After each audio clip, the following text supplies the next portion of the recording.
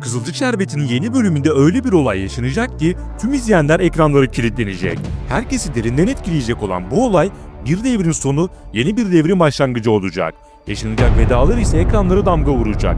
Işıl'ın hakimiyeti ne kadar sürecek? Mustafa hastaneden çıkıyor ve sonrasında hangi bomba sürpriz yaşanacak? Fatih ile Doğa bu defa tamamen yol ayrımına mı gelecek? Nursema ve Firaz arasında ise büyük fırtınaların sinyalini veren detay dikkatleri çekti. Kıvılcım'ın devrim hayranlığı hangi olayların fitilini ateşleyecek? Tüm bunları ve daha fazlasını birazdan sizlerle paylaşacağız. Videonun her saniyesini dikkatle dinleyelim. Pembenin kırkı çıkar çıkmaz Işıl'la nikahı basan sabırsız Apo, olaylar yeteri kadar azmış gibi Işıl'ı eve getirerek herkese res çekti. Çünkü Işıl, Abdullah'a psikolojik baskı yaparak işi hızlandırmak istedi ve planında başarılı oldu. Böylece Ünal'ların köşkü adeta yangın yeri olacak ve kıyametler kopacak. Bu durum dizide bir bakıma yaprak dökümünü başlatacak. Abdullah Işıl'a sınırsız yetki verdi ve evde ne isterse onu yapabileceğini söyledi. Işıl da durumu fırsat bilip ilk iş Pembe'nin eşyalarını atarak hakimiyet kurmak isteyecek. Bu olayla Pembe'nin mezarında ters döndüğüne yemin edebiliriz ama kanıtlayamayız. Evet, Işıl şimdilik istediğine ulaştı. Ancak hakimiyeti çok fazla sürmeyecek. Üstelik bunu sağlayacak olan kişi Nursema değil, sürpriz bir şekilde Mustafa'nın olması bekleniyor. Bu konuya birazdan geleceğiz. Abdullah'ın herkese karşı Işıl'ı savunması, Ünal ailesine bir kırılma noktası yaratacak. Nursema annesinin hatırasını korumak için Işıl'a meydan okuyup hakimiyeti elden bırakmak istemeyecek. Kısacası tam anlamıyla kaos dolu bir hakimiyet mücadelesi yaşanacak. Ayrıca Işıl'ın Meri ve Mustafa arasındaki olayı Nilay'a söylemesi ise başka bir kaosa sebep olacak. Asıl bomba olayı ise Mustafa'nın gelişiyle yaşanacak. Mustafa'nın akıl hastanesindeki tedavisi bir hafta sonra bitiyor ve eve geldiğinde Abdullah'la Işıl'ın evlendiğini, Işıl'ın o eve yerleştiğini görünce daha da çıldıracak. Kısacası Mustafa'nın bir hafta sonra akıl hastanesinden çıkması hikayeye çok büyük bir patlama getirecek.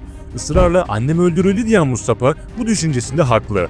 Eğer Mustafa, Işıl'ın Pembe'nin ölümündeki rolünü öğrenirse bu öfkesi cinayete kadar varabilir. Mesela Işıl, Pembe'nin ölüm planını ayarladığı iş ortağıyla telefonda para konusunda konuşursa ve Mustafa ya da başka biri bunu duyarsa işte asıl kıyamet o zaman kopacak. Bu da Işıl'ın sonunun çok yakın olduğu anlamına geliyor. Böylece hem Işıl'ın gerçek yüzü ortaya çıkmış olacak hem de bir ihtimal özellikle Mustafa tarafından hesabı kesilebilir. Bu da beraberinde iki vedayı gerçekleştirir. Işıl mezara, Mustafa hapse. Tüm bunlar yaşanırken Nursema'nın Pembe'den daha beter olması ve herkese sert davranıp ahkam kesmesi kendisi açısından fazlasıyla olumsuz olaylara sebebiyet verecek. Bir güç zehirlenmesi yaşayan Nursema, herkese karşı hakimiyet kurmak ve evde meydanı boş bırakmamak için otoriter bir kimliğe büründü.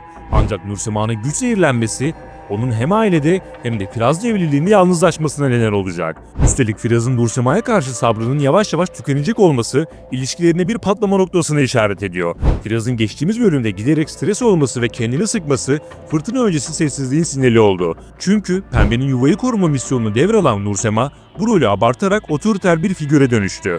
Ara sıra Firaz'ı terslemesi, Asude ile kapışması, herkesi yönetmeye çalışması gibi detaylar Firaz'ı bıktıracak. Önümüzdeki bölümlerde Firaz'ın patlaması Nursema'yı ya kendine getirecek ya da ilişkiyi kopma noktasına taşıyacak. Fakat görünen şu, Nursema yaşadığı bu dönüşümle kendi ayağını sıkmış olacak. Diğer yandan Fatih ve Doğa arasında ise ipler iyice gerildi. Defne'nin Fatih'e adeta kur yapması Doğan'ın kıskançlığını zirveye taşıyacak. Defne, Işıl'ın yolundan ilerlemeye çalışıyor ve kancayı Fatih'e taktı. Bu durum Fatih ile Doğa ikilisini bir süre birbirinden uzaklaştıracak. Hatta Fatih, gerginliklerden uzaklaşmak için spor yapmaya ve orada kurduğu arkadaş ortamını severek kafa dağıtmaya çalışacak. Bu durum Doğan'ın geçmişte yaşadığı ihanetin yaralarını yeniden açacak. Fakat senaryonun tekrara düşmemesi açısından bu defa Fatih'in Doğa'yı aldatması beklenmiyor. Ki zaten Fatih'in Defne'ye karşı net olarak tavrını koyması gerek. Aksi durumda Fatih gerekeni yapmazsa Doğa bu konuda haklı çıkacak. Ağlayarak annesine gittiği zaman ise Kıvılcım Doğa'ya "Ben sana demiştim" diyecek. Umarız bu tarz bir senaryo görmeyiz. Şimdi gelelim diğer sürpriz senaryoya. Beril'in yalancı düzenbaz olduğunu Sönmez anladı, Sevilay anladı ama Kıvılcım bir türlü anlamadı. Uyanığım diye geçinen Kıvılcım vakti zamanında Cemal'i de anlamamıştı. O yüzden Beril'i çözememesi normal. Fakat Beril'in yapacağı sürpriz bir hamle Kıvılcım'ı bambaşka bir olayın içine sürükleyecek. Kıvılcım ise tiyatrocu Devrime duyduğu hayranlıkla meşgul. Üstelik bu konuda ergen gibi tavırlar sergileyen Kıvılcım, Devrime olan abartılı hayranlığıyla Ömer'i rahatsız etti. Bu ikili bu konuda gerginlikler yaşayacak. Çünkü Devrim ve Kıvılcım arasında Ömer'i çok daha fazla rahatsız edecek türden bir iletişim olacak. Hatta Ömer yine evlilik konusunu açıp böyle nereye kadar diyerek Kıvılcım'a res çekebilir. Devrim karakteri ise diziye kısa süreli konuk oyuncu olarak dahil oldu. Yani dizideki ömrü çok uzun değil. Muhtemelen bu senaryo Ömer'le Kıvılcım'ın evliliğine bağlanabilir. Peki siz dizinin gidişatı ve senaryolarla ilgili neler düşünüyorsunuz? Fikir ve düşüncelerinizi yorumlarda mutlaka belirtin. Hepsini teker teker okuyorum. Yeni videolardan anında haberdar olmak ve kaçırmamak için kanala ücretsiz bir şekilde abone olup bildirimleri açabilirsiniz. Bir sonraki videomuzda görüşmek üzere. Hoşça kalın.